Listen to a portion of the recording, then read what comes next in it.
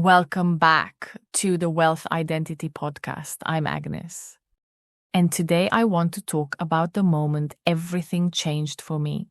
Not because I finally figured it out, not because I found a better technique, and not because I healed one last hidden block, but because everything I had built collapsed.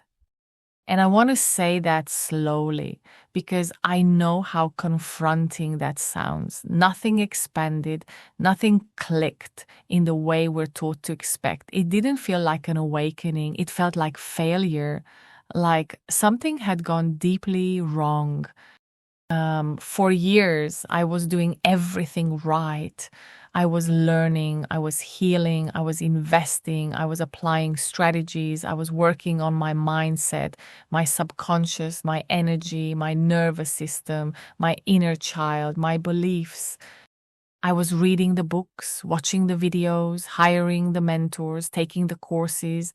I was doing what conscious, ambitious, spiritually aware people are told to do when they want more from life. I was building a business. I was chasing freedom. I was chasing abundance. I was chasing safety. And for a while, things worked. Results came, momentum came. There were moments where I thought, this is it. I finally cracked the code. And then I couldn't sustain them. The reality I was trying so hard to create kept collapsing. And eventually, I collapsed with it. Not dramatically, not all at once, but quietly, slowly, through exhaustion.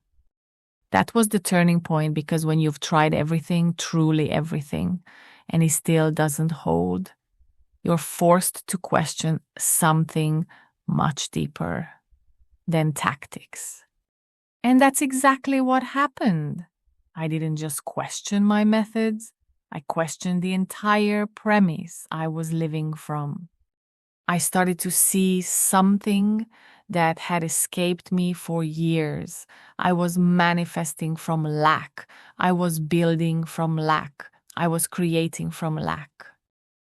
And this part is important because it didn't look like lack. It looked ambitious.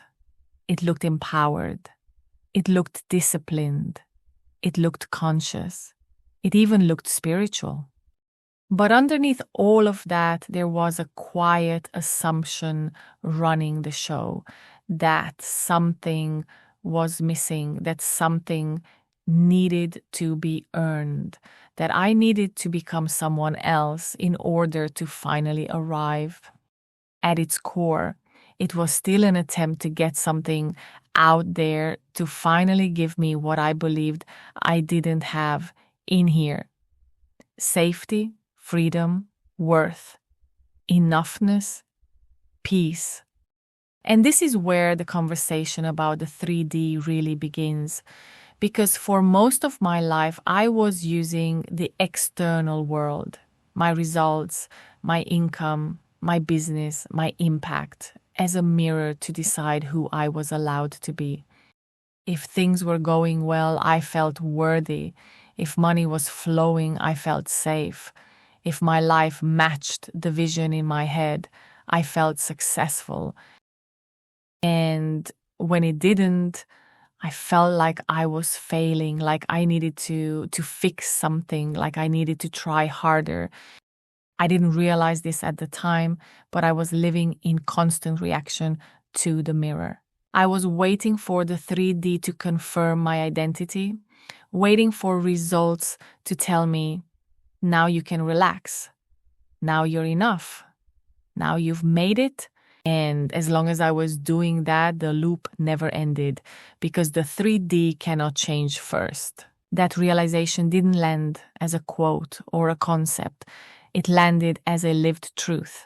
And it took time, months, almost a full year of integration. The 3D is not the cause. It's the reflection. And when you don't understand that deeply, not intellectually, but somatically, you end up blaming the mirror. You try to fix the reflection, you try to optimize your strategy, heal another layer, learn more, adjust more, improve more. But the mirror is innocent. It's not judging you. It's not withholding from you. It's only showing you who you believe you are. And here's the part that changed everything for me. I realized I had been using action to override discomfort. Whenever doubt showed up, I did more. Whenever fear surfaced, I learned more. Whenever disappointment hit, I tried to fix myself. I escaped discomfort through seeking more content, more teachings, more techniques, more clarity, more answers, more signs.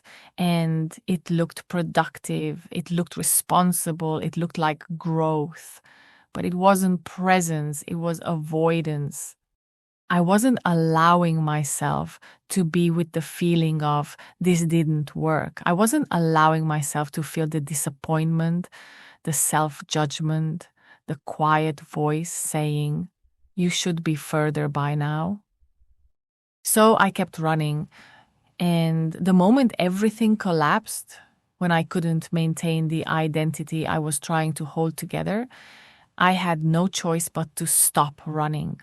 That's when the real shift began. Not when I found a new method, but when I stopped trying to fix what I felt. I stopped trying to override discomfort with willpower. I stopped trying to prove that I was conscious enough, healed enough, evolved. And instead, I stayed. I stayed with the thoughts, I stayed with the sensations, I stayed with the inner stories, without arguing with them, without correcting them, without trying to shift them. I let them be there.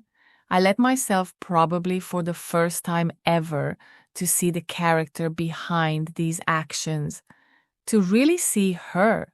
And something unexpected happened. They lost their power. Because when you stop resisting a state, it stops needing your attention. The thoughts didn't disappear overnight, but they became less personal, less urgent, less convincing. They were just thoughts, not commands. And slowly, very quietly, a stable presence emerged. A sense of peace that wasn't dependent on outcomes. A sense of worth that didn't need confirmation. A sense of freedom that wasn't postponed to when things work out. And from that place, something radical happened. I stopped waiting for the 3D to change before I felt okay.